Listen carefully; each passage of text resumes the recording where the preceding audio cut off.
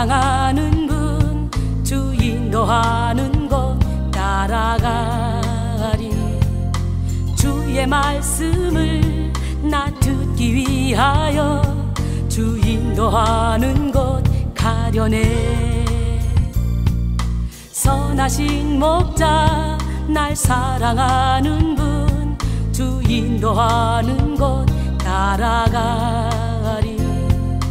주의 말씀을 나 듣기 위하여 주 인도하는 곳 가려네.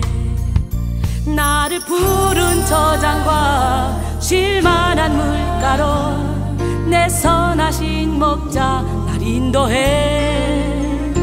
험한 산과 골짜기로 내가 다닐지라도 내 선하신 목자 날 인도해. 선하신 목자 날 사랑하는 분 주 인도하는 곳 따라가리. 주의 말씀을 나 듣기 위하여 주 인도하는 곳 가려네.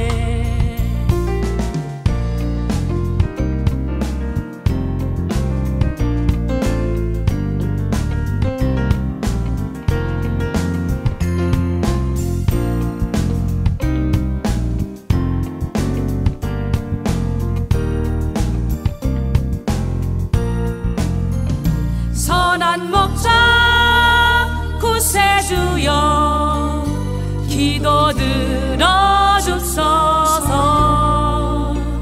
선한 목자 구세주여 기도 들어주소서.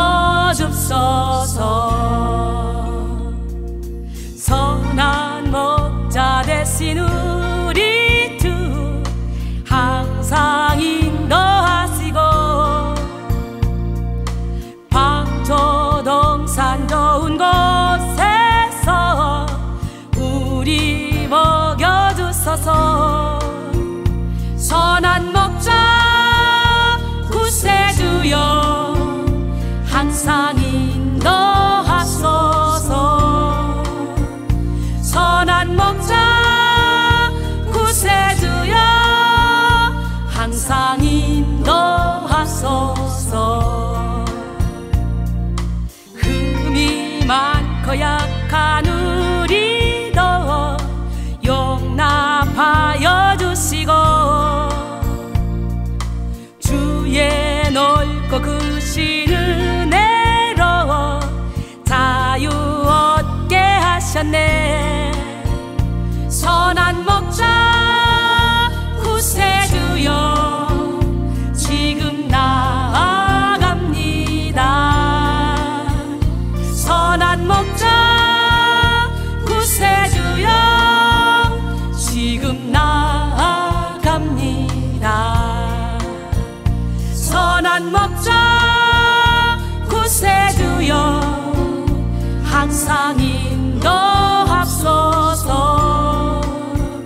선한 목자 구세주여 항상 인도하소서. 항상 인도하소서.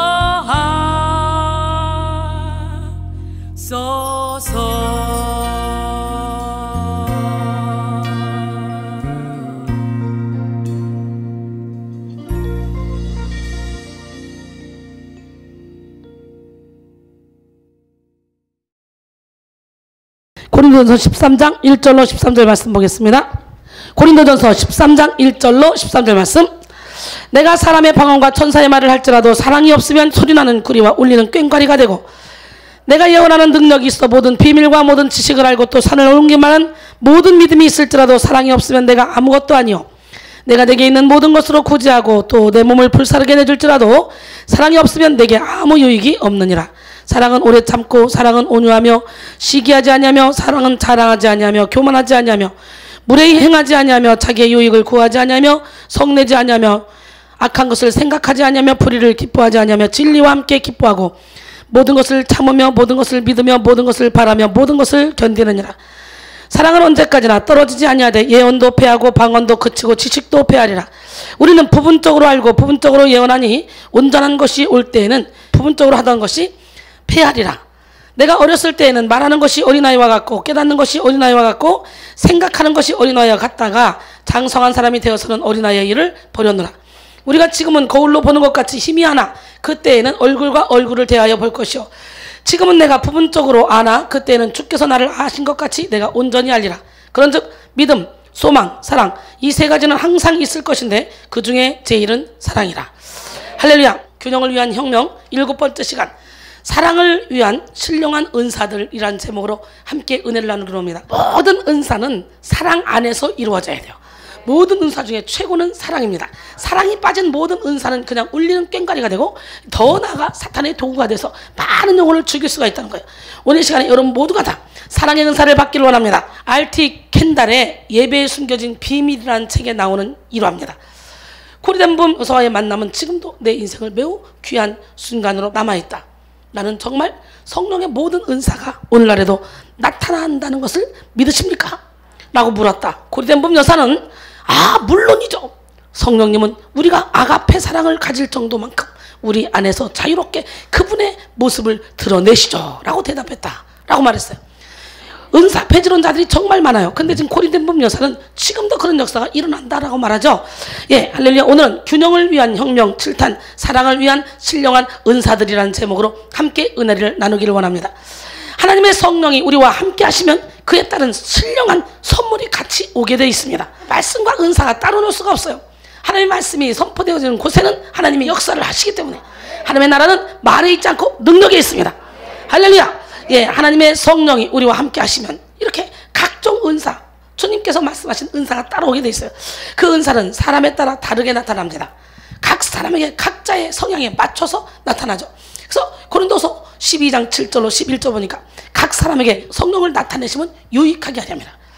어떤 사람에게는 성령으로 말미암아 지식의 말씀을, 어떤 사람은 같은 성령을 따라 지혜의 말씀을, 다른 사람은 같은 성령으로 믿음을, 어떤 사람은 같은 성령을 따라 병 고치는 은사를, 어떤 사람에게는 능력 행함을, 어떤 사람에게는 예언함을, 다른 사람에게는 영분별을, 그리고 어떤 사람은 각종 방언 말함을, 또 어떤 사람에게는 방언들 통역함을 주시나니. 할렐루야. 이 모든 일은 한 성령이 행하사 그의 뜻대로 각 사람에게 나누어 주시네요.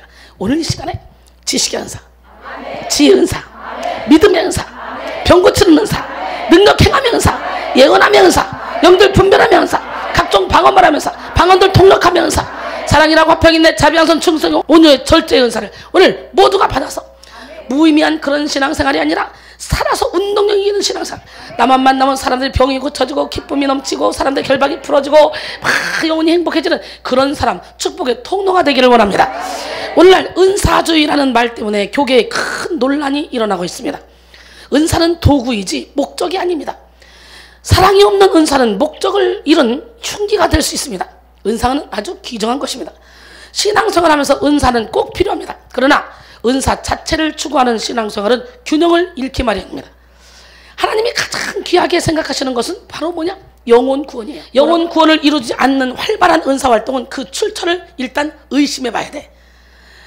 마음 16장 17절로 20절 보니까 믿는 자들이 이런 표적이 따르니 그들이 내 이름으로 귀신을 쫓아내며 새 방언을 말하며 뱀을 집어올리며 무슨 독을 마시도 해를 받지 아니하고 병든 사람의 손을 얹어 나으리라 하시니라. 주 예수께서 말씀을 마치신 후에 하늘로 올려주사 하나님 우편에 앉으시니라.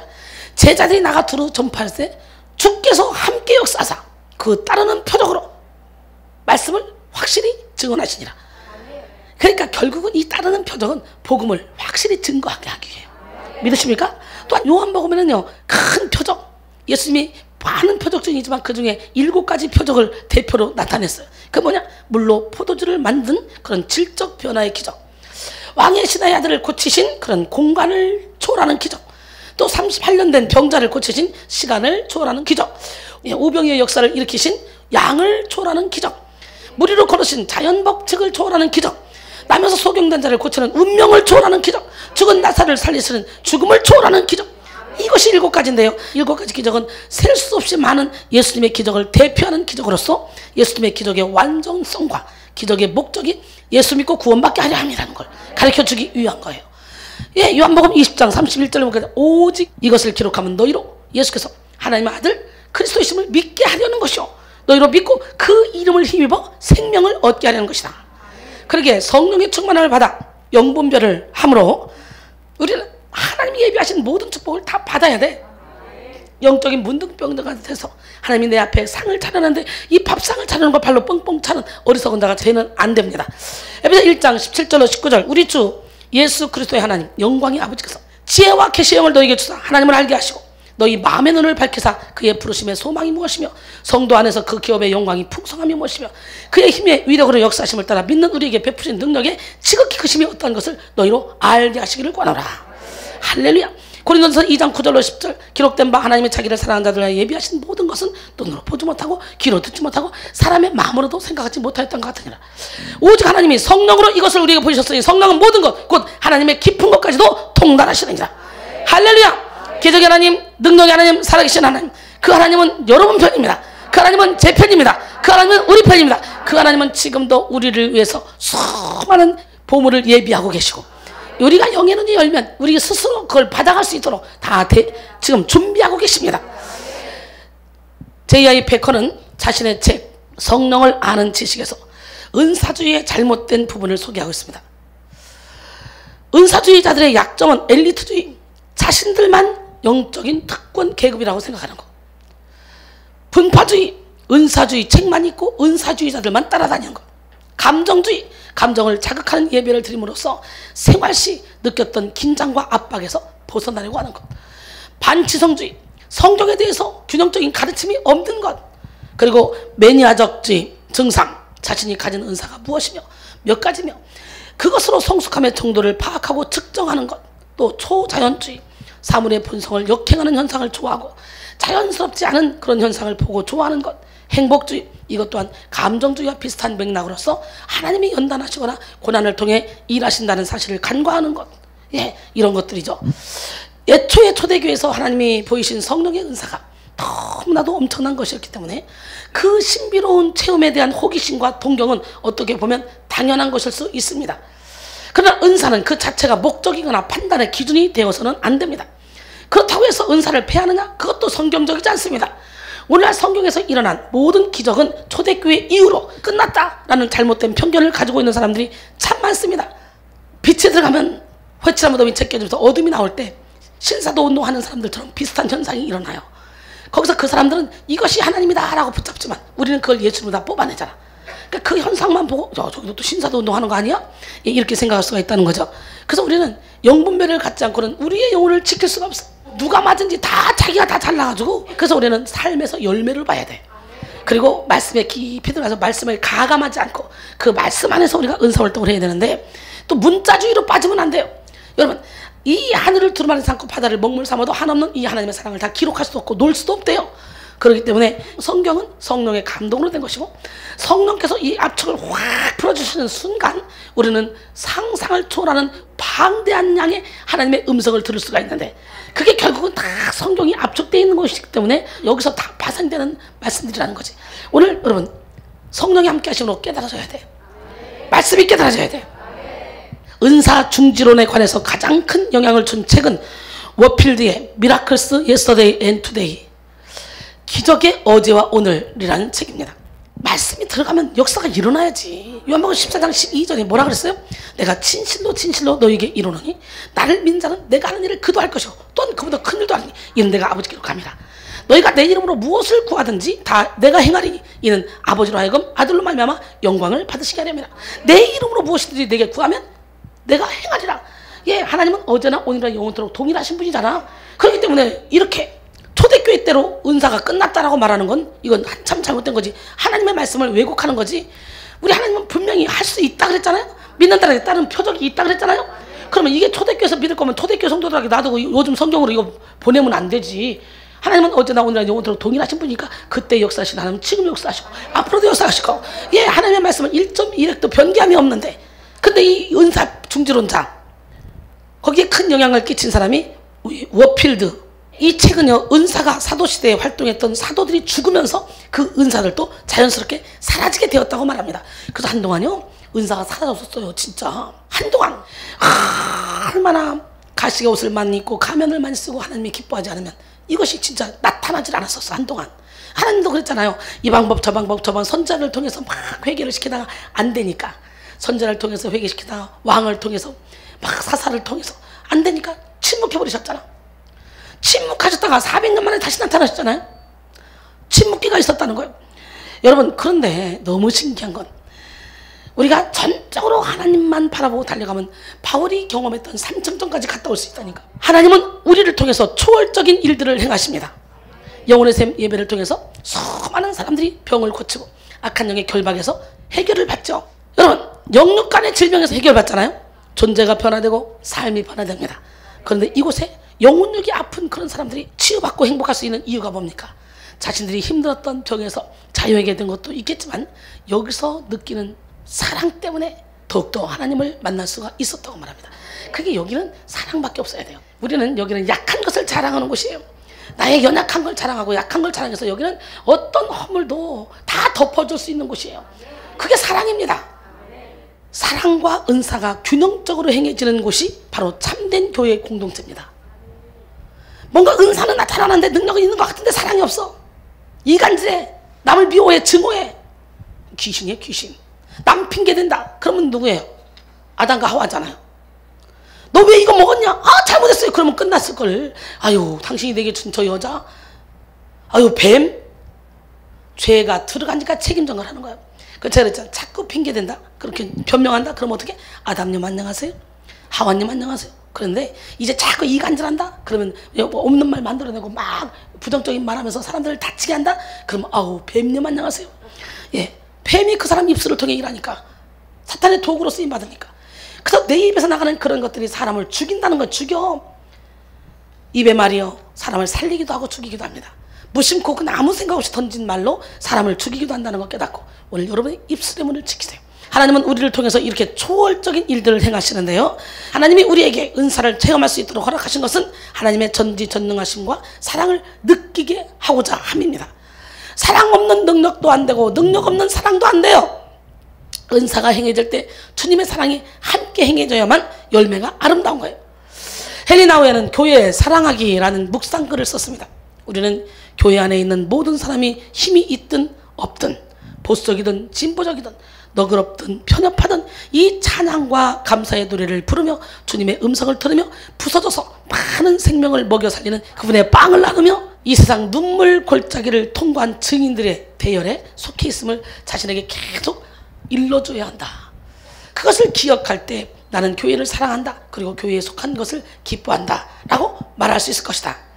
교회를 사랑하는 것은 우리의 성스러운 임무다.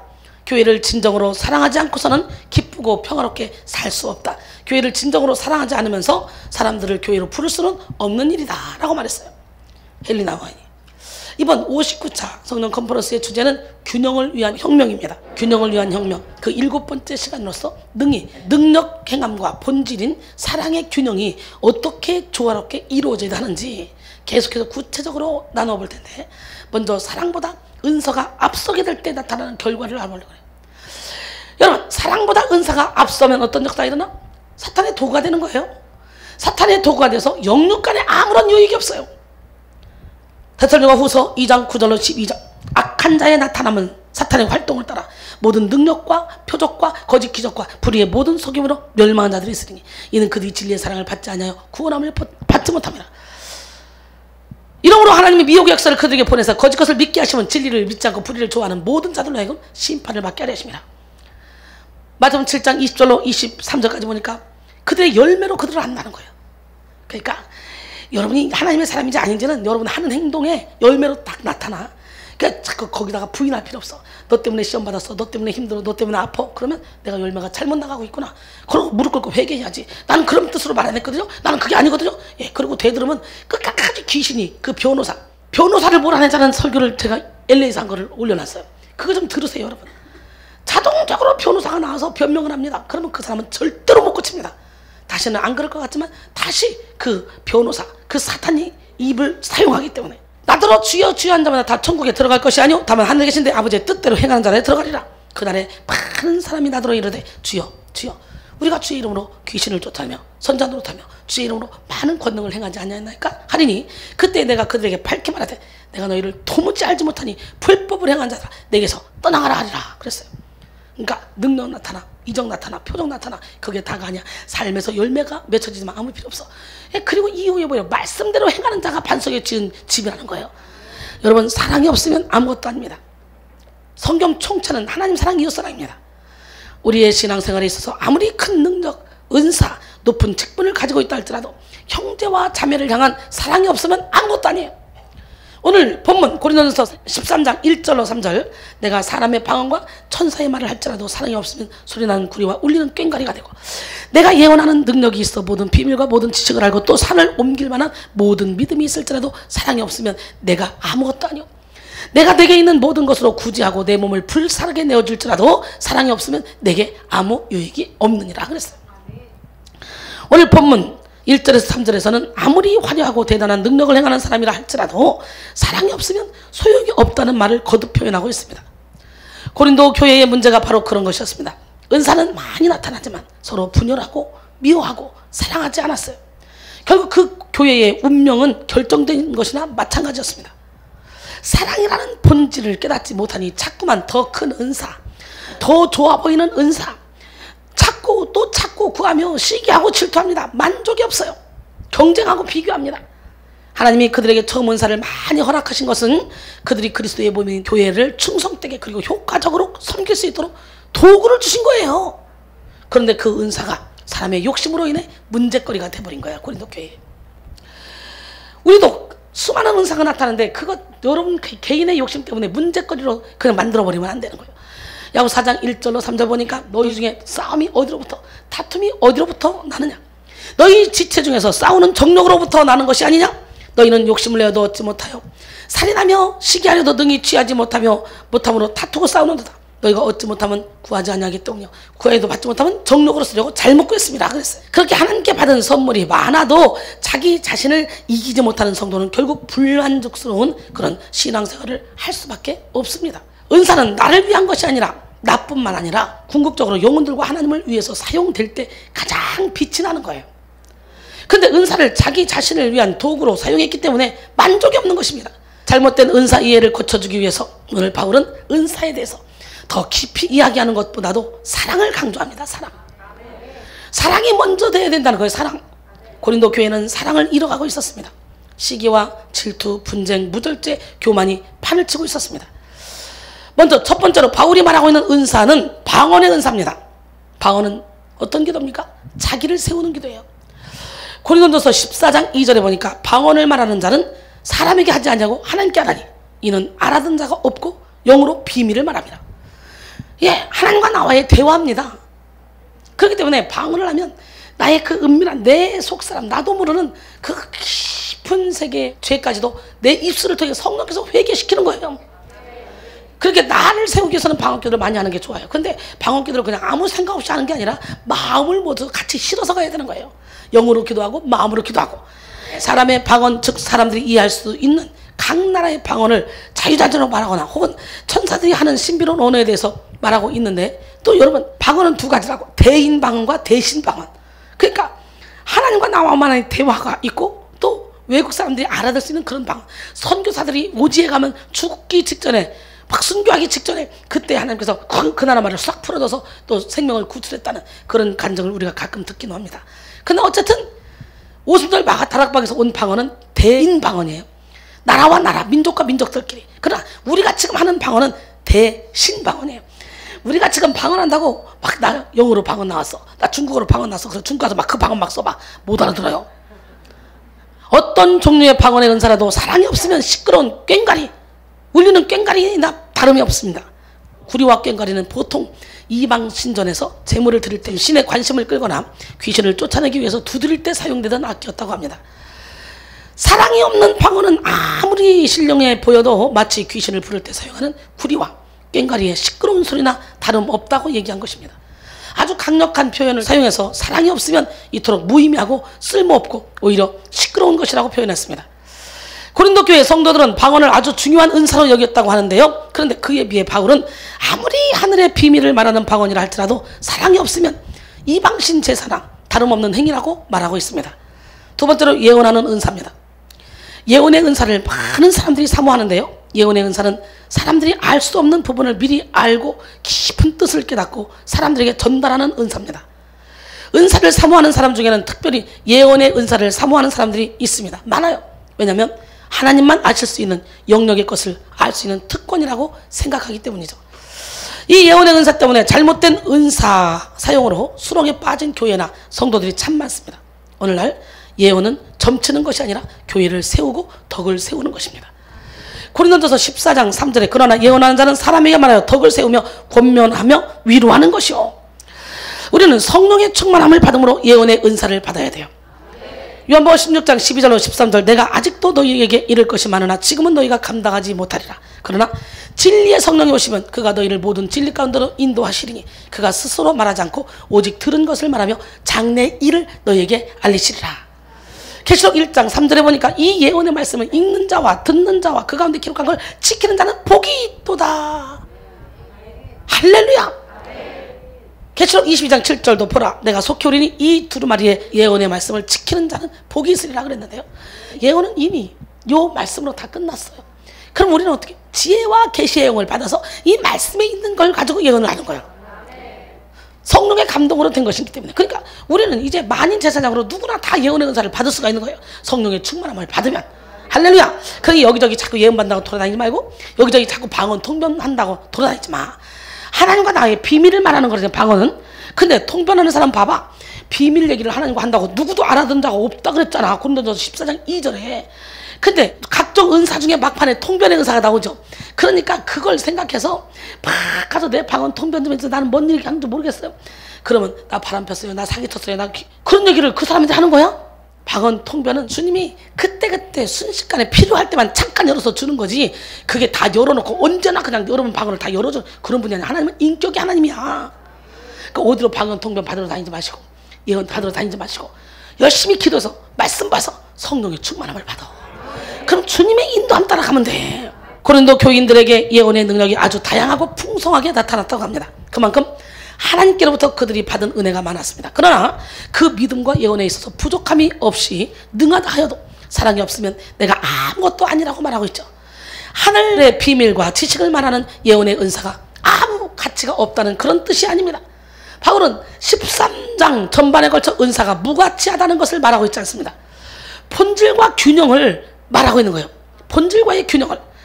바울은 모든 은사를 귀하게 여기고 있습니다. 근데 그 은사의 본질이 사랑이라는 거예요. 사랑 안에서 이루어져야 된다는 거예요. 사랑이 빠진 은사는 우리는 꽹과리라는 거예요.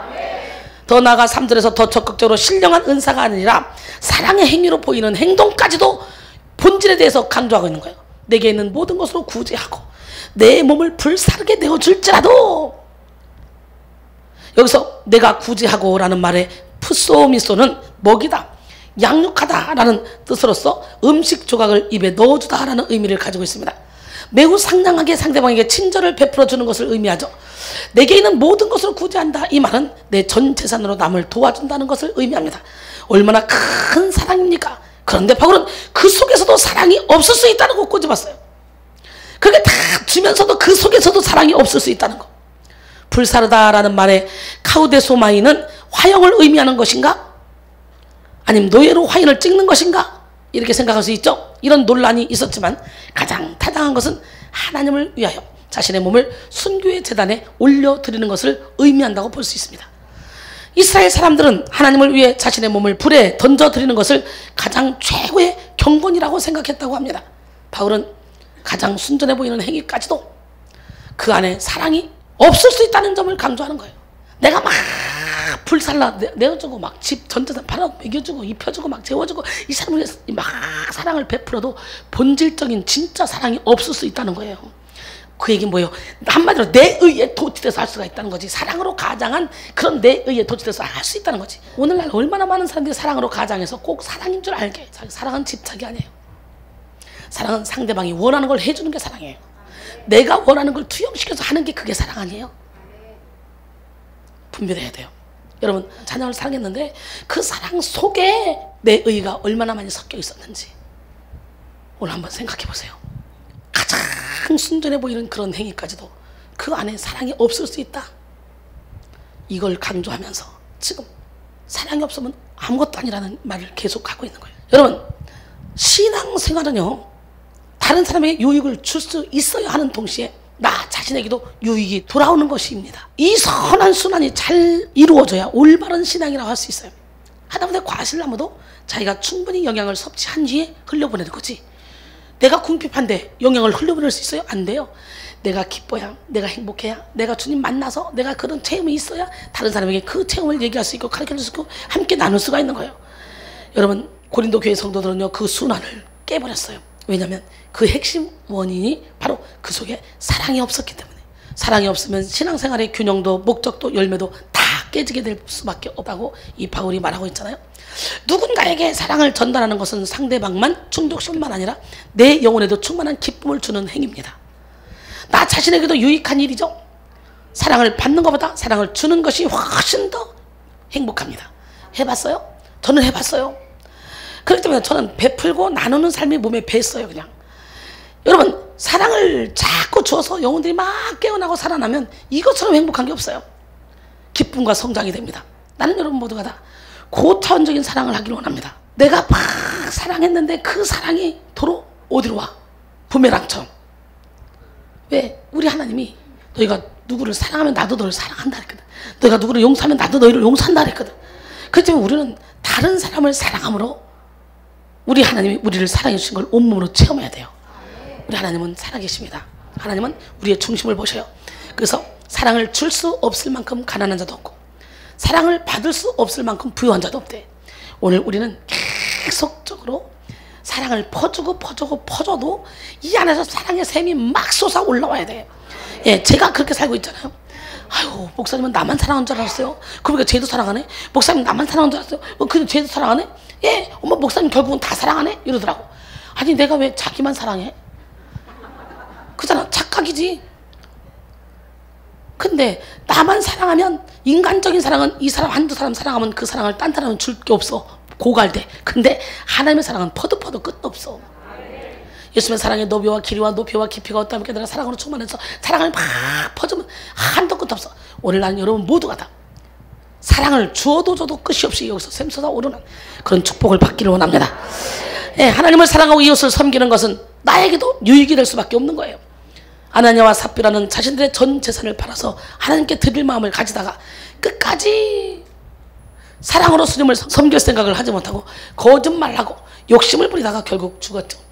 사랑으로 하지 않는 섬김이 자기 자신에게 전혀 유익이 되지 않는다는 것을 알 수 있는 대표적인 사례죠. 은사를 행하는 것이 남과 나를 위해 좋다고 생각할 수 있지만 사랑이 없는 능력은 그 자체로 의심스럽고 아무 유익이 없는 행위입니다. 결국은 아나니아와 삽비라가 땅값 얼마를 감췄더니 어찌하여 내 속에 사탄이 가득하여 땅값 얼마를 감췄냐? 예, 토시가 열린 베드로가 말하죠. 그러면서 너는 지금 사람에게 거짓말하는 게 아니라 하나님께 거짓말하는 거다. 그러니까 결국은 이렇게 욕심을 부리면 사탄의 도구로 된다는 거예요. 우리는 우리의 행위에서 그리스도인의 참 제자다운 면모가 나타나야 됩니다. 요한일서 2장 9절로 11절에 빛 가운데 있다면서 그 형제를 미워한 자는 지금까지 어둠에 있는 자요, 그 형제를 사랑하는 자는 빛 가운데 거하여 자기 속에 꺼리낌이 없으나 그 형제를 미워하는 자는 어둠에 있고 또 어둠에 행하며 갈 곳을 알지 못하나니 이는 그의 어둠이 그의 눈을 멀게 했음이라 그랬어요. 오늘 여러분이 형제를 사랑한다 해도, 나는 빛 가운데 있다 할지라도 아직 형제를 미워하면 어둠에 있고 어둠에 행한다는 거예요. 그 어둠이 눈을 가려서 여러분이 아무리 달려도 향방 없이 달릴 수밖에 없다는 거예요. 더 나아가서 요한일서 3장 14절로 16절 보니까 우리는 형제를 사랑함으로 사망에서 생명으로 들어간 줄 알거니와 사랑하지 아니하는 자는 사망에 머물러 있느니라. 형제를 미워하는 자마다 살인하는 자마다 영생이 그 속에 거하지 아니하는 것을 너희가 아는 바라. 그가 우리를 위하여 목숨을 버리셨으니 우리가 이로써 사랑을 알고 우리도 형제들을 위하여 목숨을 버리는 것이 마땅하니라 그랬어요. 그러니까 형제를 사랑하면서 생명으로 간대. 야고보서 5장 19절 이하에 보니까 진리를 떠난 자 한 명만 돌아서게 하면 너의 허다한 죄를 덮어버리고 너를 사망에서 생명으로 옮겨주겠대, 하나님이. 근데요, 마가복음 9장 42절 보면 나로 인해서 누군가가 실족해서 하나님을 떠나죠? 그러면 어떻게 돼요? 차라리 연자맷돌이 그 목에 달려서 저 바다에 던져짐이 낫대. 어때요, 여러분? 여러분 때문에 실족해서 하나님을 버린 사람이 있지 않습니까? 차라리 연자맷돌이 그 목에 달려서 저 바다에 던져짐이 낫대. 오늘 이 시간에 이렇게 형제를 사랑해야 될 것이, 친구를 위해서 목숨을 버리는 것이 마땅한 거예요. 하나님이 기뻐하는 일이에요. 은사는 원래 유익한 도구로서 신앙생활이 더 능력있고 생동감이 넘칠 수 있도록 돕습니다. 하나님은 우리의 신앙생활에 큰 도움이 되게 하시라고 은사를 주십니다. 활력이 넘치게 하죠. 이 좋은 은사를 하나님이 주신 영혼들을 위해서 사용한다. 금상첨화죠. 그 은사가 있으면 뭐예요? 포크레인으로 산을 일구는 거랑 똑같아. 그러나 은사가 없으면 삽으로 일구는 거랑 똑같아. 그래서 은사는 반드시 받아야 되겠지. 할렐루야. 근데 은사를 받아도 우리는 어떻게 해야 돼요? 사랑으로 해야 되고, 사랑이 없으면 아무 유익이 없어. 사랑보다 앞선 은사, 은사가 사랑보다 앞설 때 두 번째, 영적 균형이 깨져버려. 영적 균형이 사라집니다. 보통 사람은 하룻밤 잠을 잘 때 50번 이상 뒤척인다고 합니다. 그런데 어른들은 침대에서 떨어지지 않아요. 그런데 어린이들은 종종 떨어집니다. 왜냐하면 어른들은 뒤척일 때 한 번은 오른쪽, 한 번은 왼쪽으로 뒤척이면서 중심을 잡습니다. 방향 감각을. 신기하죠? 그 좁은 침대에서도 안 떨어지고 자는 거 보면 참 신기하잖아요? 아무리 잠버릇이 험한 사람도 안 떨어지더라고. 이리 떼글떼글 굴러도 안 떨어지더라고. 참 신기하지? 그 신기하다고 생각해봤어요? 예. 그래서 어른들은요, 본능적으로 위험을 감지해서 균형을 이렇게 이루는 데 비해서 어린아이들은 균형 감각이 없기 때문에 침대에서 잘 떨어진다 그래요. 이렇게 나이가 들어 성숙한다는 것은 바로 이런 균형 감각을 갖게 되는 거예요. 우리가 영적으로 나이 먹어서 단단한 음식을 먹을 수 있어야 돼. 성숙해야 돼. 균형 감각을 가져야 돼. 우리의 믿음도 마찬가지죠. 신앙이 성숙한다는 것은 바른 영적 균형을 갖는다는 것을 의미합니다. 여기서 이렇게 이번 주 한 주만 낮밤으로 참석해도 우리는 균형 감각 있는 그런 영성을 가질 것 같지 않습니까? 우리는 360일 매일 이렇게 귀한 말씀이 선포되고 있습니다. 신앙생활에서 균형 잡힌 영성을 소유한다는 것은 아주 중요합니다. 많은 사람들이 균형 잡힌 영성을 소유하지 못하고 어느 한쪽으로 치우친 신앙생활을 하기 때문에 하나님의 능력이 온전히 나타나지 않습니다. 은사에 치우치게 되면 보여주기식, 자랑식의 은사 사용으로 나가게 됩니다. 은사 사용의 목적을 잃게 되는 거죠. 경쟁적인 능력 행함은 이미 그 사람의 영적 균형이 사라졌다는 것을 의미합니다.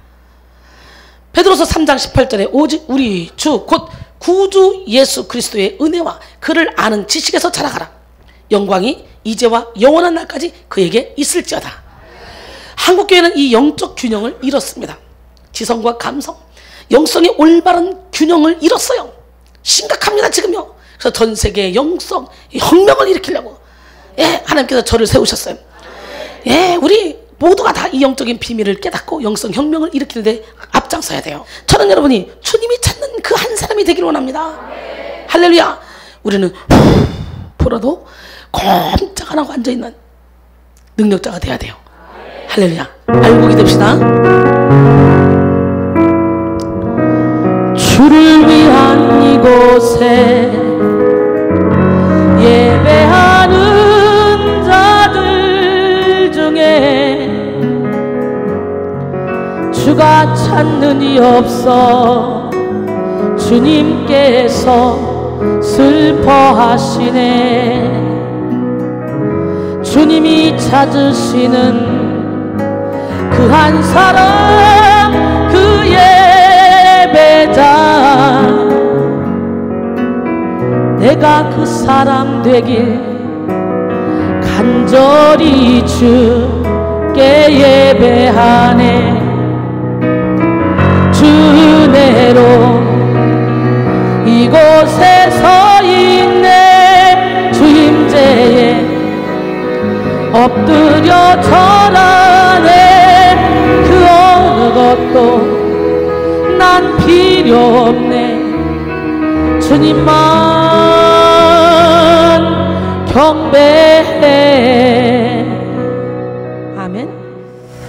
여러분, 특별히 감성에 대해서 구체적으로 살펴보면 감성적인 사람들이 은사주의에 빠질 가능성이 높아요.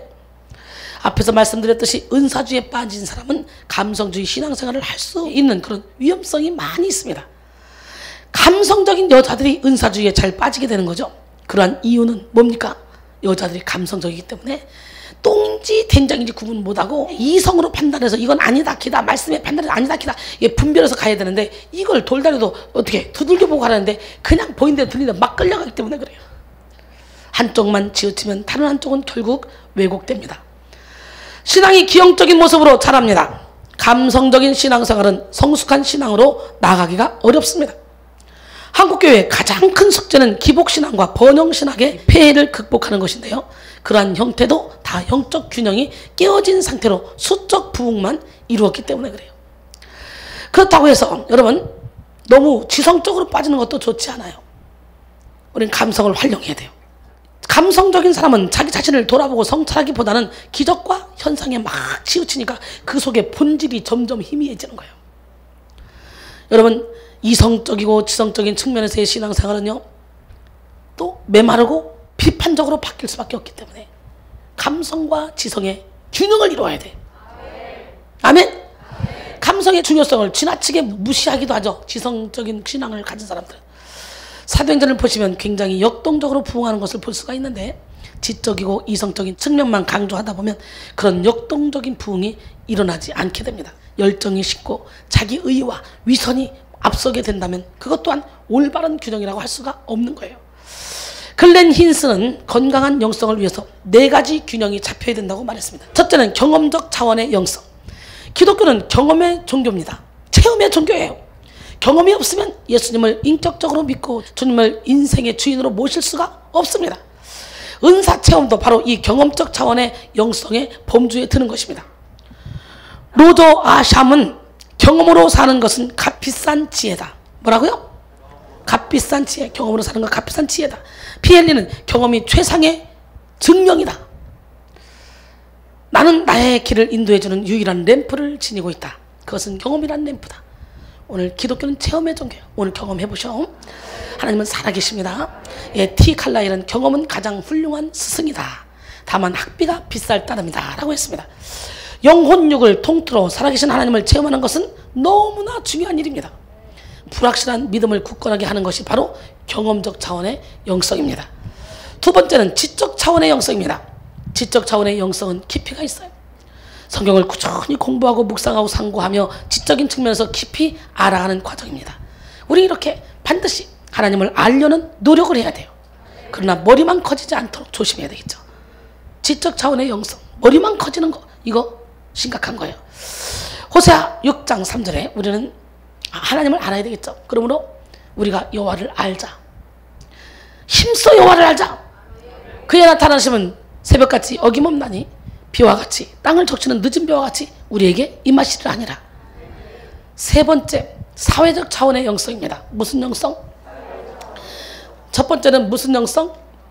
경험적 차원의 영성. 두 번째는 지성적 차원의 영성. 세 번째는 사회적 차원의 영성. 예, 실천하는 영성을 사회적 차원의 영성이라고 하는데요. 도움이 필요한 자를 돕고 나그네를 환대하고 성경에 나온 섬김의 본을 보이는 것이 영성 생활에서 반드시 필요한 실천이죠. 말씀을 그대로 실천하려는 노력 속에서 성장하는 그런 영성이라고 할 수 있습니다. 히브리서 13장 2절에 손님 대접하기를 잊지 말라. 이로써 부지 중에 천사들을 대접한 이들이 있었느니라 그래요.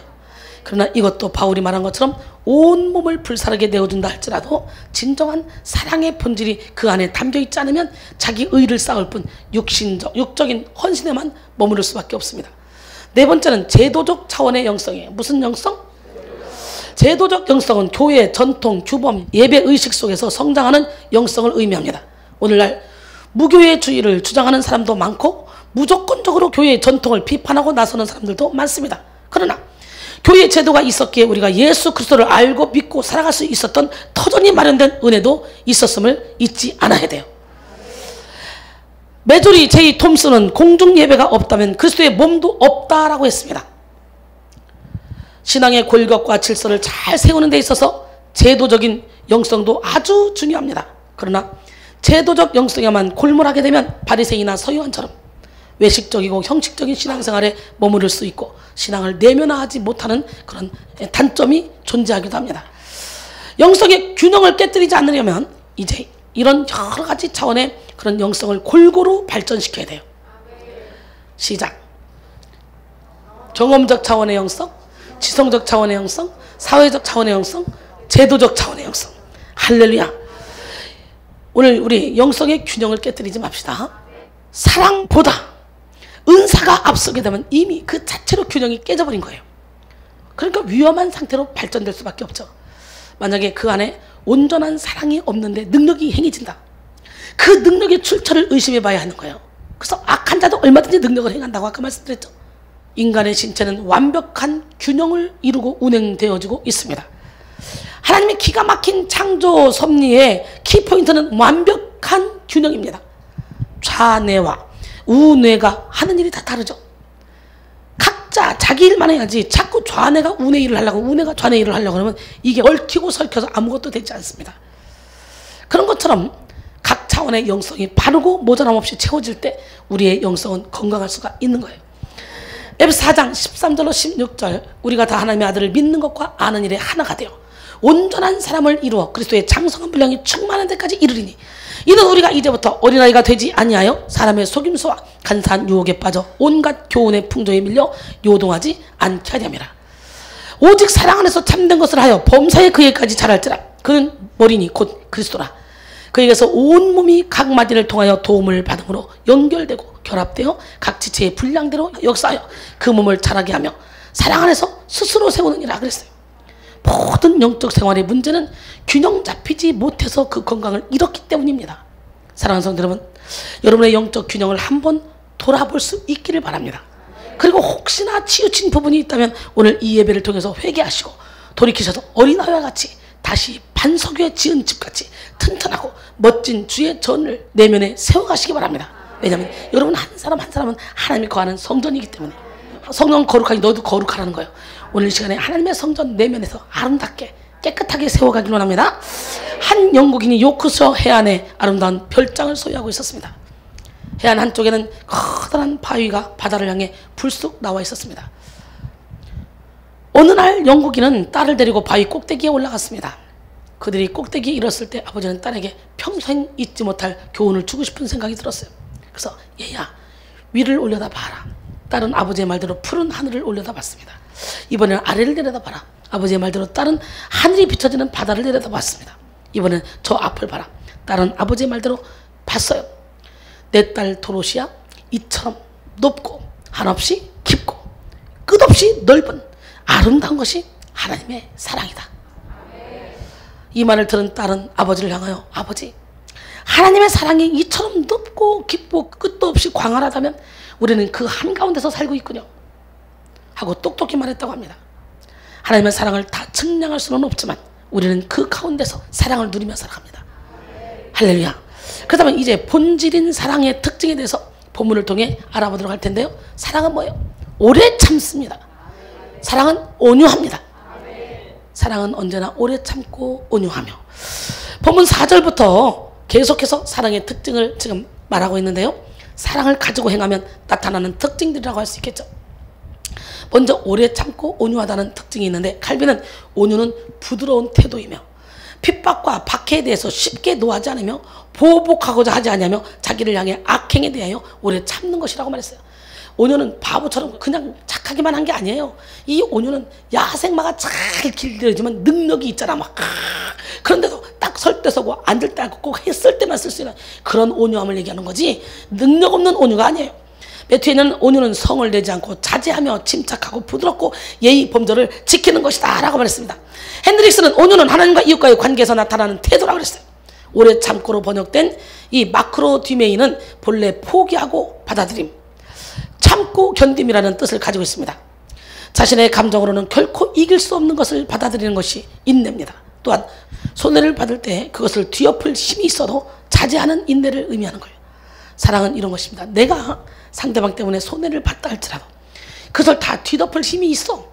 보복할 수도 있어. 그러나 그 사람을 사랑하는 마음으로 기꺼이 손해보는 인내를 실천하는 것입니다. 하나님의 오래 참으심을 보면 알 수 있습니다. 이해하지 못하고 돌이키지 않는 그런 완악한 인간들을 한순간에 싹 쓸어버릴 수도 있고 모든 인간은 관계를 종료시킬 수 있는 그런 권능을 갖고 계시지만 지금 이 순간에도 참아주고 한 사람이라도 회개하도록 기다리십니다. 베드로서 3장 8절로 9절 사랑하는 자들아 주께는 하루가 천년 같고 천년이 하루 같다는 이 한 가지를 잊지 말라. 주의 약속은 어떤 이들이 더디다고 생각하는 것 같이 더딘 것이 아니라 오직 주께서는 너희를 대하여 오래 참으사 아무도 멸망하지 아니하고 다 회개하기에 이르기를 원하시느니라 그랬어요. 할렐루야. 오늘 이 시간에 회개합시다. 이 한 번의 예배가 천년 예배 드린 것처럼 여러분의 영혼이 팍 깨어나길 원해요. 왜 못 죽어? 옆 사람 바라고 도대체 왜 못 죽는데? 도대체 왜 이렇게 잘난 척 하는데? 여러분, 온유함으로 번역된 크레스투에타이는요, 탁월한, 유용한, 친절한이라는 의미로서 오래 참음보다 능동적인 모습으로 사랑의 대상에게 쓸모있도록 선의의 행위를 하는 것을 의미합니다. 온유의 롤모델이 예수님이시고, 구약에서는 모세를 온유하다고 민수기 12장에 말씀하네요. 투기, 자랑, 교만, 무례를 행하지 않습니다. 사랑은 첫 번째 뭐라 했어요? 오래 참고 온유하고. 지금 그거 두 개 했어요? 이제는 뭐예요? 투기, 자랑, 교만하지 않고 무례를 행하지 않는데요. 오스카 와일드가 투기에 대한 악마성을 비유한 글로 설명한 이야기가 있습니다. 어느 날 마귀의 부하들이 리비안 사막을 지나다가 우연히 성자가 되기 위해 길을 떠난 한 순례자를 만나게 됐습니다. 마귀의 부하들은 이 순례자의 발걸음을 돌리게 하려고 세상의 아름다움을 다 보여줍니다. 이렇게 저렇게 다 유혹합니다. 여러 가지 쾌락을 연상시키기도 합니다. 모든 방법을 다 동원해도 이 순례자는요, 말 듣지 않습니다. 끝까지 순례의 길을 갑니다. 이 사정을 대장마귀에게 보고합니다. 쫄개들이 가서, 저 사람은 도저히 우리가 어찌 발을 돌이킬 수가 없네요. 그랬더니 이리 와봐, 나 따라와봐. 그리고 대장마귀가 딱 가더니 슬머니 가서요, 그 순례자의 귀에다가 뭐라고 합니다. 근데 갑자기 순례자가 얼굴을 일그러뜨리면서 발걸음을 확 돌립니다. 쫄개들이 너무너무 신기하잖아요. 그래서 부하들이 묻습니다. 도대체 무슨 말을 했길래 저래요? 그랬더니 빙그레 웃으면서 아주 간단해. 나는 순례자에게 너의 동생이 방금 알렉산드리아의 대주교가 됐다고 그렇게 말했지. 그 마귀는 계속해서 쫄개들에게 이렇게 귀뜸을 해주었습니다. 인간들은 투기하게만 만들어 놓으면 손쉽게 우리 손에 넣을 수 있어. 시기 질투 할 겨 안 할 겨. 시기 질투하는 순간 마귀가 여러분 손안에 넣어버려. 그냥 저절로 여러분이 발로 들어가는 거야. 압축기로 빨려 들어가듯이 그냥 저절로 여러분이 가는 거야. 혈기내, 짜증내, 그거 다 위로부터 온 것이 아니고 이 땅의 것이요 정욕의 것이요 귀신의 것이라고 야고보서 3장 14절로 16절을 말씀하셔요. 바울이 특별히 투기에 대한 이야기를 한 것은요, 고린도 교회 성도들 간에 심한 투기가 있었기 때문에 그래요. 성령의 은사가 아무리 있어도 서로가 투기하는 마음이 있으면 결코 그 능력이 성령 안에서 온전해질 수가 없습니다. 경쟁의식은 누군가에게 우월의식을, 다른 얘기는 열등의식을 가져다 줍니다. 이것이 어떻게 성령의 공동체라고 할 수가 있겠습니까? 우리 교회는 리더자들 700명을 세우는 교회니까 다 각자 맡은 자리에서 최선을 다해서 다 리더자가 돼야 돼. 그러니까 시기하고 질투할 필요 없어. 잘하면 설교를 세울 것이고 찬양사역자를 세울 것이고, 잘하면 다 함께 이 사역을 해나가서 하나님의 세계에 맡겨진 사람은 세계적인 영성 혁명을 일으켜야 되잖아. 이 영성 혁명을 일으키려고 가면 얼마나 앞길에 장애가 많겠습니까? 그동안에 사단이가 교회 고목을 싹 다 사로잡아서 자기 의에 도취된 신앙생활을 하도록 많은 사람을 미혹해놨는데, 이 사람들을 바른 길로 인도하려고 하면 귀신들이 가만히 있겠냐고 온갖 사방에서 난리를 치겠지. 우린 그 고난을 받을 각오를 하고 해야 돼요. 세상의 빛을 발합시다. 이어서 자랑하다라는 말에 페류에타이는 과장하다라는 뜻을 가지고 있는데요, 칭찬을 간절히 바라는 마음에서 나오는 과정입니다. 잘못된 자랑은 자신의 우월함에 대한 과대 평가나 반대로 자신의 열등감을 가리는 용도로서 사용됩니다. 또한 교만은 피시우타이라고 하는데요, 투기하는 사람은 자랑하려고 그 행위에서 결국 그 교만이 나타나게 돼 있다는 거예요. 투기하는 사람은 자랑하려고 하고 결국 그 행위에서 교만이 나타난다는 거예요. 여러분, 그 안에서 사랑이 역사할 수가 없죠. 고린도 교회는 은사들로 인해 영적으로 크게 예민해 보였으나 실제 영적인 감각이 점점 무뎌져서 어마어마한 죄악이 행해지고 있어도 그것이 죄인 줄 모르고 교만함에 빠지게 되었습니다. 영적 문둥병에 걸려서. 나가 사랑은 무례히 행하지 않습니다. 이것은 부당하게 대하는 것을 의미하는데요, 자신의 본분을 망각하고 다른 사람들에게 돌아가야 될 그 존경이나 그 영광, 칭찬을 가로막는 것을 의미합니다. 즉 반대로 생각하면 진정으로 사랑하면 상대방을 부당하게 대하거나 그 사람이 받아야 될 상급을 잘 받을 수 있도록 돕는 것입니다. 다른 사람을 부당하게 대하지 않고 그 사람이 받아야 될 상급을 잘 받을 수 있도록 돕는다는 거예요. 고린도 교회는 자기가 명예를 얻고자, 자기가 존경을 얻고자 하는 데만 급급했습니다. 우리 하나님은 살아계신데요. 여러분, 기적의 하나님, 멋쩍의 하나님, 살아계신 하나님은 지금도 불꽃 같은 눈동자로 여러분을 지켜보고 계시면서 여러분의 중심을 보시고 여러분에게 능력 베푸시고 원하시고 은혜 주시기 원하시고 여러분에게 평강 주시길 원하시고 여러분을 통해 놀라운 능력을 행하시길 원하십니다. 자기 유익을 구하지 않고 화내지 않고 악한 것을 생각하지 않습니다. 여러분, 자기 유익을 구하는 것은 이기심을 가지고 개인주의적 가치를 추구한다는 의미죠. 또 진짜 사랑은 자기가 충분히 누릴 수 있는 것도 양보하는 것입니다. 고린도전서 9장 19절로 23절 보니까 사도 바울이 말합니다. 내가 모든 사람에게서 자유로우나, 저 역시 마찬가지거든요. 이 고백이 저의 고백이에요. 모든 사람에게서 자유로우나 스스로 모든 사람에게 종이 된 것은 더 많은 사람을 얻고자 함이라. 유대인들에게서 내가 유대인과 같이 된 것은 유대인들을 얻고자 하며, 율법 아래에 있는 자들에게는 내가 율법 아래에 있지 아니하나 율법 아래에 있는 자 같이 된 것은 율법 아래에 있는 자들을 얻고자 하며, 율법 없는 자에게는 내가 하나님께 대하여 율법이 없는 것이 아니라 그리스도의 율법 아래에 있는 자이나 율법 없는 자와 같이 된 것은 율법 없는 자들을 얻고자 하며. 할렐루야. 약한 자들에게는 내가 약한 자와 같이 된 것은 약한 자들을 얻고자 하며, 내가 여러 사람에게 여러 모습이 된 것은 아무쪼록 몇 사람이라도 구원하고자 함이니 내가 복음을 위하여 모든 것을 행하면 복음에 참여하고자 함이라 그랬어요. 할렐루야. 고린도 교인들은 믿음이 연약한 자들을 전혀 배려하지 않았습니다. 바울은 사랑의 특징을 말하면서 그런 모습이 없는 고린도 교인들을 돌려서 충고하고 있습니다. 그리고 사랑은 화내지 않아요. 화는 스스로를 제어하지 못하는 행동입니다. 입술로 나는 화 안 났어. 근데 난 그건 이해를 못하겠어. 그거 화난 거야. 아닌 척 하지 말고 빨리빨리 변호사를 다 버려버리고 좀 상큼한 사람이 되면 안 될까? 겉과 속이 같은 사람. 사랑은 오래 참고 온유한 것인데 화내는 것은 그거와는 반대입니다. 또한 사랑은 악한 것을 생각하지 않습니다. 그 뜻은 첫 번째로 사랑은 계산하지 않는다, 이런 의미를 담고 있다고 합니다. 계산하는 것은 진정한 사랑이 아닙니다.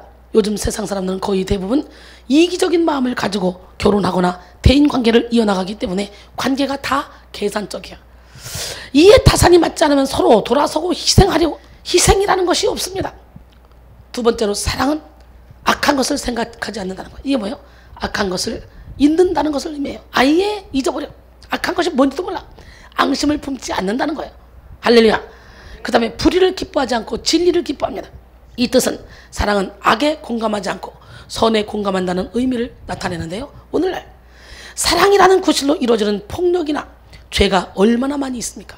언어폭력, 성폭력, 데이트폭력 등등 수많은 사람들이 자신의 사랑을 올바르게 표현할 줄 모르고 또한 사랑이라는 핑계를 가지고 상대방을 괴롭히는 경우가 참 많이 있습니다. 상대방을 사랑한다는 명목 아래에 자신의 울타리 안에만 있기를 원하고 묶어놔. 그리고 그 밖을 나가면 분노하는 그런 사랑은 진짜 사랑이 아닙니다. 아담과 하와의 범죄 이후로 타락한 인간은 사랑도 제대로 할 수가 없어요.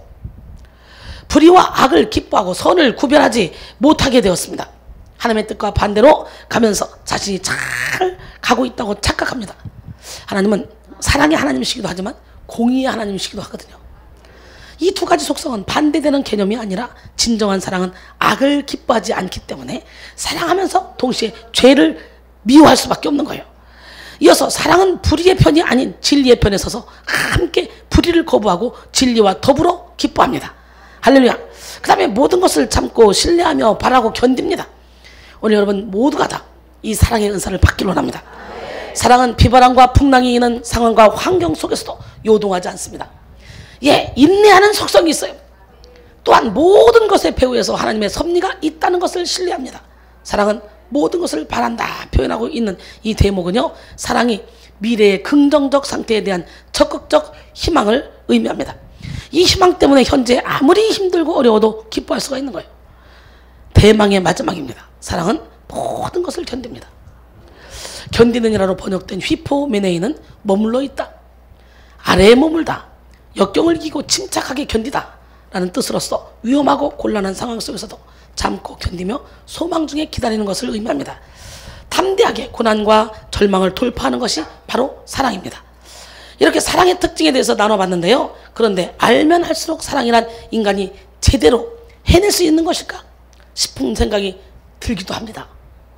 이렇게 온전한 사랑은 하나님께 속한 것이기 때문에 하나님만이 이런 사랑을 우리에게 베풀어 주실 수가 있고 우리는 하나님께 받은 사랑을 나누어 주는 것뿐이죠. 고린도 교회 성도들이 간구한 것은 바로 이 그리스도의 사랑이었습니다. 사랑받는 것도 행복하지만 사실 주는 것이 훨씬 더 행복합니다. 우리에게서 이런 진정한 사랑이 나가냐 아니냐. 여러분 안에서 진정한 사랑이 나가면요 나도 행복하고 상대도 행복해요. 위선적인 사랑, 가식의 사랑, 그런 사랑이 나가면 상대방이 아무리 사랑을 줘도 못 느낍니다. 영적인 동물이기 때문에 행복하지 않아요. 여러분 진정한 사랑을 내보내시기 바랍니다. 사랑의 본물을 터뜨리시기 바랍니다. 사랑의 생수가 막 넘쳐 흐르기를 원합니다. 이런 사랑이 나가야 나도 행복하고 상대도 행복하고 교회도 행복하고 내가 속한 공동체도 행복한 거예요. 사랑을 받기만 하는 것이 아니라 줄 때 더욱더 능력이 있습니다. 예수님의 사랑은 주는 사랑이에요. 예수님의 사랑은 어떤 사랑? 우리 백성교회는요 치유의 역사가 필요한 영육간에 아픈 환자들이 많이 오죠. 그런데 대단해 보이는 능력을 행해주는 것도 중요하겠지만 그들이 결정적으로 고쳐지고 의지가 돌아오는 경우는 뭐냐? 사랑받았을 때. 사랑. 그러니 우리 백성에서 훈련받는 훈련생들과 함께 사역하는 사역자들은요 사랑으로 똘똘똘 뭉쳐져야 돼. 내가 이 말했을 때 상대가 상처받겠다 그런 말은 일장 꺼내지도 말아야 돼요. 입에 본드 치르고 그리고 계속적으로 영혼을 사랑에 깨질세라 부서질세라 무너질세라 사랑의 말을 하시고 때로는 하나님이 권면하라고 할 때는 사랑으로 권면하면 상대방이 알아들어요. 혈기로 권면하는지 사랑으로 권면하는지 다 알게 돼 있어요. 때로는 인생 막대기로 사람 채찍으로 두드러 맞기도 하고 때로는 인생 막대기로 사람 채찍으로 하나님께 도구가 돼서 쓰임받기도 하는 우리 모두가 되기를 원합니다. 하나님이 사랑하는 아들에게 인생 막대기로 사람 채찍으로 때린다고 사무엘하 7장 14절은 말씀하시잖아요. 사랑만이 그들을 온전히 치료하는 것을 볼 수가 있는데요. 이곳에서 사랑을 느끼기 때문에 그 사랑이 너무 따뜻해서 차갑게 굳어있던 마음이 녹아져서 새 영과 새 마음으로 새 출발하는 그런 영혼들을 보면 제 마음이 아주 뭉클합니다. 단순히 이론적인 영적 균형을 위해 사랑을 행해야 하는 것입니다. 사랑은 생명을 살립니다. 사랑은 천하를 살립니다. 나는 오늘 여러분 모두가 다 사랑으로 충만해지길 원합니다. 단순히 이론적인 영적 균형을 위해 사랑을 행해야 하는 것이 아니라 전심으로 하나님께서 예수님의 사랑을 행해야 돼요. 우리가 사랑의 은사를 받아야 하는 이유가 뭡니까? 은사는 때가 되면 다 어떻게 해요? 폐해집니다. 그러나 사랑은 영원합니다. 그렇기 때문에 할렐루야. 어떤 사람이 마술사로부터 지우개 하나를 받았습니다. 마술사가 그에게 말하기를 이 지우개로는 딱 한 가지만 빼고 다 지울 수 있습니다. 그런 지우개를 가지고 막 세계에 높은 사람들의 얼굴과 말씀 가득 실린 막 신문 뭐 다 지웠는데 막 샥샥샥 지워져. 근데 놀랍게도 한 가지만 안 지워져. 다른 건 말끔하게 지워지는데 그 한 가지가 뭐겠어? 어떻게 아셔? 여기서 이거 모르면 바보지. 그림책도 지우고 사진첩도 지우고 다 지웠는데 소설도 지우고 막 했는데 아무리 지워도 안 지워져. 지우개가 다 달아도 안 지워져. 사랑만. 이 지우개는 시간을 뜻합니다. 이 지우개는 뭘 뜻해? 시간. 시간은 모든 것을 망각 속으로 사라지게 만듭니다.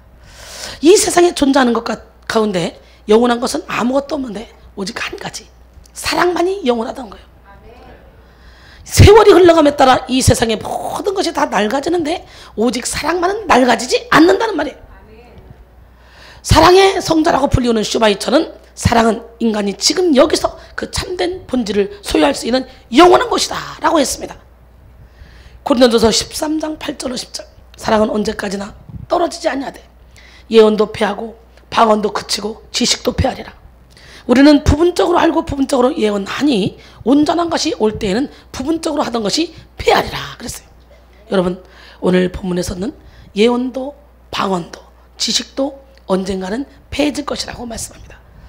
은사는 한계성이 있어요. 패하리라의 원어는 카타르 게데세타인데요. 여러분 완성의 때, 온전함의 때가 오면 효력이 그칠 것이라는 의미입니다. 은사는 완성의 시간이 오면 효력이 끝나지만 사랑은 하나님의 나라를 운행하는 원동력이자 근본 뿌리입니다. 우리는 은사를 가진 것을 가지고 교만할 자격이 없습니다. 아무리 예언하고 아무리 치료를 하고 많은 능력을 행해도 다 부분적인 그런 것인, 부분적인 것을 행하는 것일 뿐입니다. 우리 인간이라는 존재 자체가 한계가 있기 때문에 하나님 우리에게 주신 은사 자체는 온전한 것일지라도 그 통로가 완전한 역할을 하지 못하면 다 부분적으로 자신의 역량 안에서 행하는 거라는 거예요. 아무리 은사가 많아도 그걸 담을 그릇이 없어서 내가 담은 그 부분만 행할 수가 있다는 거지. 은사로 무장한 사람이 아니라 우리는 사랑으로 무장한 사람이 돼야 돼. 할렐루야. 사랑 안에 모든 은사가 담겨 있어. 고린도 교회 사람들은요 얼마나 은사를 사모했는지 모릅니다. 그들이 그렇게 사모할 만큼 은사는 소중하고 귀한 것입니다. 그러나 그보다 더 귀한 것이 뭐라고 했어요? 사랑. 영원토록 굳건한 그리스도의 참제자가 될 수 있는 비결이 뭐? 사랑. 이 영원한 사랑은 십자가에서 나타났습니다. 종의 형체를 가사 사람들과 같이 되시고 자기를 낮추시고 죽기까지 복종하셨으니 곧 십자가에 죽으십니다. 그 십자가로 하나님과 우리 사이에 거리를 메꿔주신 분, 모든 죄의 문제를 담을 해결하신 분, 휘장을 찢어버리신 분, 예수님의 그 사랑이 나를 감고 나면 누가 우리를 그리스도의 사랑에서 끊으려 환난이나 공고나 박해나 기근이나 적시나 위험이나 칼이랴. 기록된 바 우리가 종일 주를 위하여 죽임을 당하고 도살당할 양같이 여김을 받았나이다 같으니라. 내가 확쓰진 않으니 사망이나 생명이나 천사들이나 권사들이나 현재이나 장래이나 능력이나 높음이나 기쁨이나 다른 어떤 피조물이라도 우리를 우리 주 그리스도 예수 안에 있는 하나님의 사랑에서 끊을 수 없느니라. 할렐루야. 그 다음에 은사는 성숙의 척도가 아니기 때문에, 사랑의 은사를 받아야만 하는 이유, 첫 번째 시작. 다른 은사는 때가 되면 패하지만 사랑은 영원하기 때문에. 두 번째는 은사는 성숙의 척도가 아니기 때문에. 고린도전서 13장 11절로 13절 오늘 본문이죠. 내가 어렸을 때는 말하는 것이 어린아이와 같고 깨닫는 것이 어린아이와 같고 생각하는 것이 어린아이와 같다가 장성한 사람이 되어서는 어린아이의 일을 버렸노라. 우리가 지금은 거울로 보는 것 같이 희미하나 그때는 얼굴과 얼굴에 대하여 볼 것이요 지금은 내가 부분적으로 하나 그때는 주께서 나를 아신 것 같이 내가 온전히 알리라.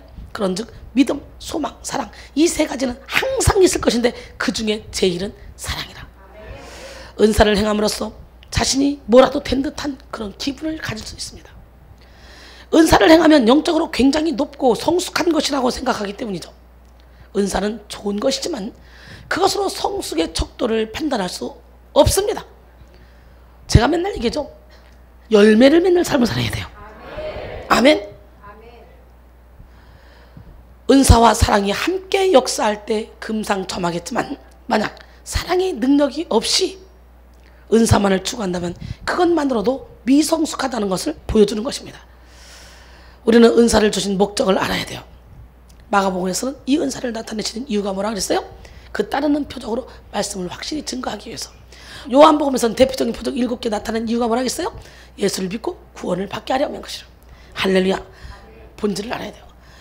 내가 너에게 뱀과 전갈을 밟으며 원수의 모든 능력을 제어할 권능을 주었노라. 그러나 귀신들이 너에게 항복하는 것으로 기뻐하지 말고 한데 생명책이 너희 이름이 기록된 것으로 기뻐하라. 누가복음 10장 19절로 20절을 말씀하시죠.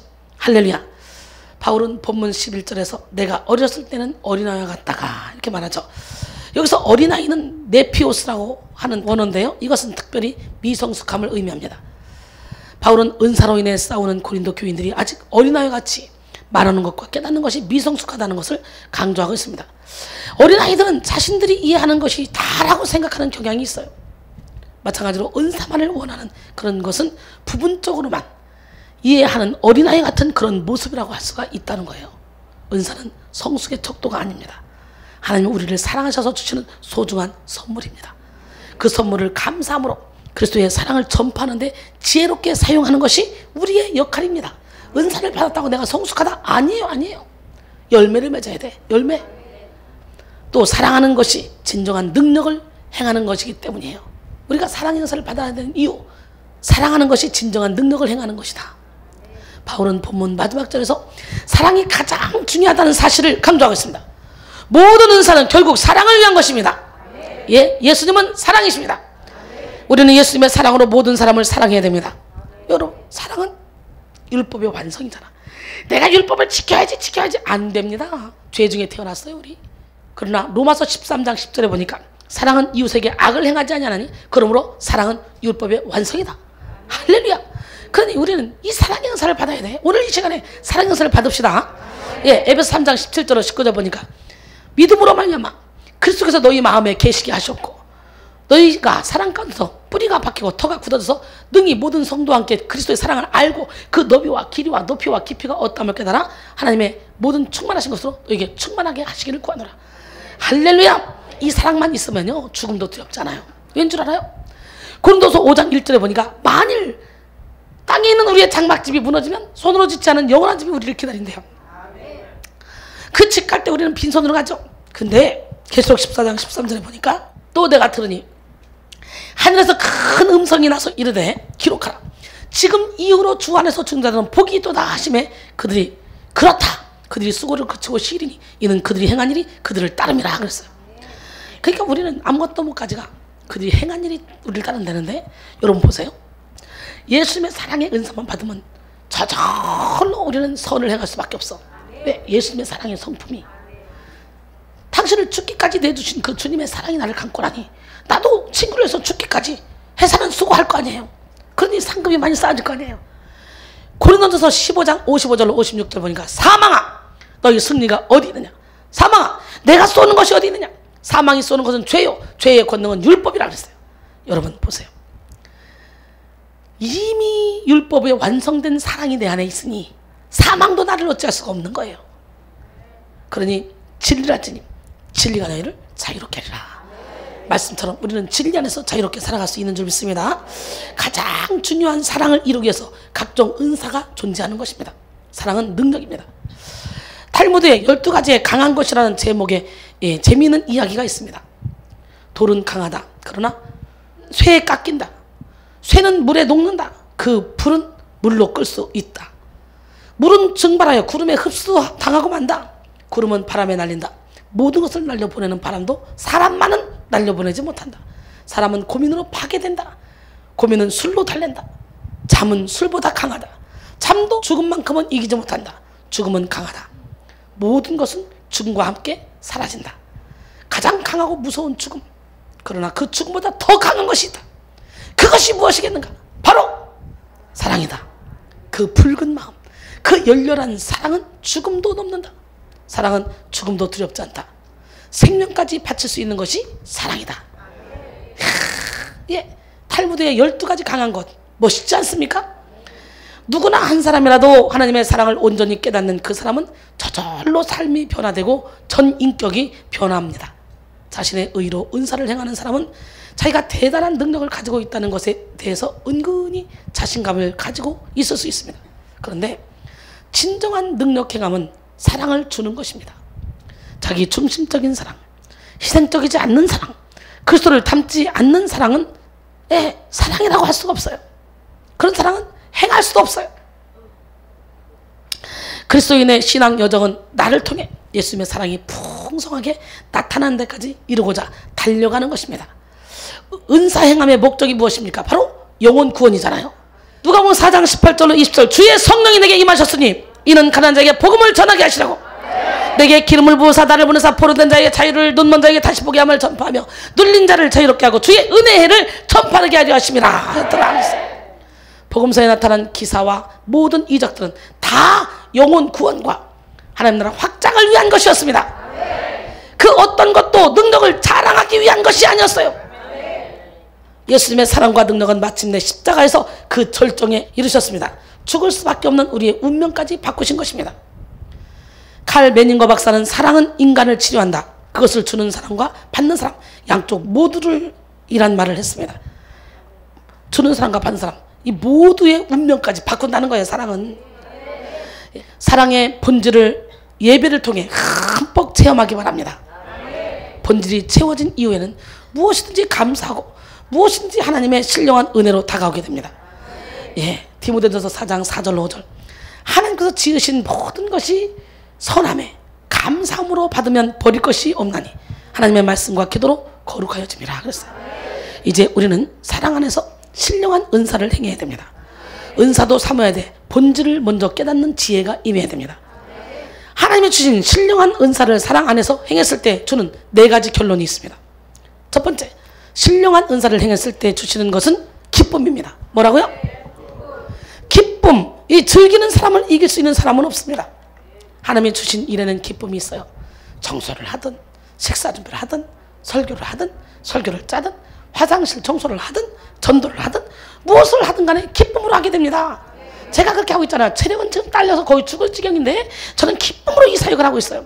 뭐 이렇게 길게 할 필요가 있어. 1시간 딱 하고 들어가면 되지. 그잖아? 내가 이렇게 길게 한다고 해서 여러분이 뭐 주머니 더 터는 것도 아니고 뭐 나 밥 사주는 것도 아니고, 그러나 저는 한 명을 만들어도 알곡을 만들기 위해서 나를 쳐서 복종시키는 거예요. 네, 여러분, 작은 일이 작은 일로 보여지지 않습니다. 하나님의 기쁨이 임한 사람은 아주 작은 일도 아주 정성스럽게 합니다. 저는 하루 종일 제 시간 1분 1초도 쓰지 않아요. 먹든지 마시든지 무엇을 하든지. 우리 아들이 지금 군대 간대. 아들하고 좀 놀아줘야 되는데 그럴 시간도 없어요. 먹든지 마시든지 무엇을 하든지 다 하나님의 영광을 위해서. 우리 하나님은 저를 통해 얼마나 많은 능력을 행하십니까? 하나님은 살아계십니다. 제가 너무 즐겁게 일을 하고 있잖아요. 행복하게 이렇게 사랑으로 행하게 되면 모든 시간을 주님께 드리면서도 행복한다는 거예요. 두 번째, 신령한 은사를 행했을 때 주시는 것은 뭐예요? 정체성입니다. 하나님이 주신 달란트는 애매모호했던 우리의 정체성을 아주 명확하게 알게 해줍니다. 정체성을 가지게 되면 소속감을 느끼게 되고 그리고 유익이 되는 사람이 되는 거죠. 우리는 보통 사람 아니거든. 내가 예수와 함께 죽으면 예수님이 나를 통해 일하시거든. 골로새 3장 3절로 4절 말씀이잖아요. 베드로서 2장 9절에 보니까 그러나 너희는 택하신 족속의 왕같은 제사장들 거룩한 나라요 그의 소유가 된 백성이니 이는 너희를 어두운 데서 불러내 그의 귀한 빛 가운데 들어가게 하신 이의 아름다운 덕을 선포하게 하려십니다. 어깨 힘줘요. 나는 왕같은 제사장이다. 나는 거룩한 하나님의 나라다. 나는 하나님의 소유된 백성이다. 나는 하나님의 선전물이다. 할렐루야. 세 번째는 신령한 은사를 행했을 때 주시는 것은 뭐냐? 바로 열매입니다. 옆 사람은 우리 열매 맺는 삶을 삽시다. 사랑과 은사가 함께 행해지면요 자동적으로 열매가 좋습니다. 열매를 보고 한다 그랬잖아. 아무리 대단한 권세와 능력이 있어 보여도 사랑이 없으면 열매가 좋지 않습니다. 누가복음 6장 43절로 45절 못된 열매 맺는 좋은 나무가 없고 또 좋은 열매 맺는 못된 나무가 없느니라. 나무는 각각 그 열매로 하나니 가시나무에서 무화과를 또는 찔레에서 포도를 따지 못하느니라. 선한 사람은 마음에 쌓은 선에서 선을 내고 악한 자는 그 쌓은 악에서 악한 것을 낸다 그랬어요. 내가 은사와 능력이 출중한데 삶이 고달프고 열매가 좋지 않다면 억울하게 생각할 것이 아니라 내 안에 아직 하나님의 사랑과 성령으로 충만하지 않았기 때문이라는 것을 겸손하게 깨닫고 열매 맺는 삶을 사는 우리 모두가 되기를 원합니다. 예, 갈라디아서 5장 22절로 23절 오직 성령의 열매는 사랑, 희락, 화평, 인내, 자비, 양선, 충성, 온유, 절제예요. 네 번째는 신령한 은사를 행했을 때 주시는 것은 뭐냐? 부흥입니다. 우리가 이렇게 신령한 은사를 행했을 때 기쁨을 주시고 또 정체성을 알게 하시고 열매를 맺게 하시고 그 다음에 부흥을 주시는데요. 하나님 나라가 확장되는 최종적 목표를 실현할 수가 있습니다. 그리스도인들은 예수 그리스도를 구주로 영접하고 나면 내적 부흥과 외적 부흥 모두를 다 실현해야 합니다. 아름답고 균형 잡힌 그런 은사 행함과 그리스도의 사랑이 조화롭게 하모니를 이루는 교회는 부흥할 수밖에 없어요. 성도는 행복할 수밖에 없어요. 성경 속의 기적들이 실제로 일어납니다.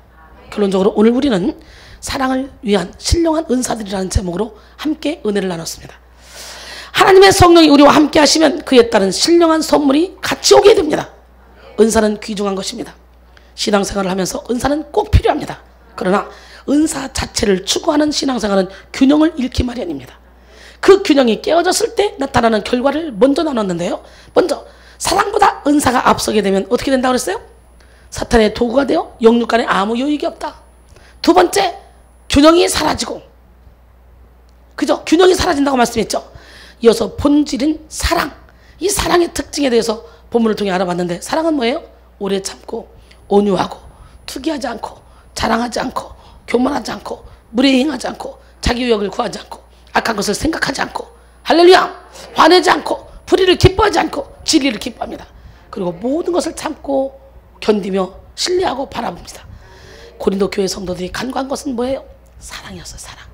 우리는 이 사랑을 간구하면 안 돼. 사람들이 정말 사랑이 없어요. 너무 안타까워요. 우리의 은사가 사랑을 위해서 해야 될 이유가 있습니다. 은사는 때가 되면 다 패합니다. 오로지 사랑만이 남습니다. 은사는 성숙의 척도가 아닙니다. 또 사랑하는 것이 진정한 능력을 행하는 것이기 때문에 우리는 사랑해야 되는 거예요. 여러분, 하나님은 각자에게 너무도 소중한 은사와 도구, 달란트를 이미 다 주셨습니다. 그 은사를 더욱더 풍성히 받아서 그 도구를 가지고 사랑을 위한 삶을 멋지게 살아가는 우리 모두가 되기로 해요. 바로 지금이 사랑의 은사를 받을 때야. 사랑은 다 주는 거야. 다 주는 거. 사랑은 내가 죽는 거야. 상대방에 맞춰주는 거야. 오늘 이 시간에 사랑은 참으로 다 주는 거, 섬기는 거. 우리 함께 찬양합니다.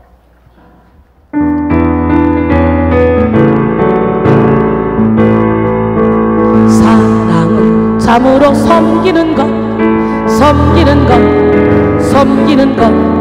사랑은 참으로 섬기는 것, 더 가지지 않는 것. 이상함과 동전 한 입 움켜잡으면 없어지고, 쓰고 빌려주면 풍성해져 땅 위에 가득하네. 사랑은 참으로 섬기는 것, 섬기는 것, 섬기는 것. 사랑은 참으로 섬기는 것, 더 가지지 않는 것. 사랑은 참으로 섬기는 것. 빨리빨리 섬겨. 옆 사람 앞 사람 다. 섬기는 것. 사랑은 참으로 섬기는 것, 더 가지지 않는 것. 이상하다. 이상하다. 동전한 입 움켜잡으면 없어지고, 쓰고 빌려주면 풍성해져 땅 위에 가득하네. 사랑은 참으로 섬기는 것, 섬기는 것, 섬기는 것. 사랑은 참으로 섬기는 것, 더 가지지 않는 것. 사랑은 베푸는 것. 사랑은 참으로 베푸는 것. 빨리 나눠줘요. 빨리 베푸는 것. 빨리 나눠줘. 베푸는 것. 사랑은 참으로 베푸는 것, 더 가지지 않는 것.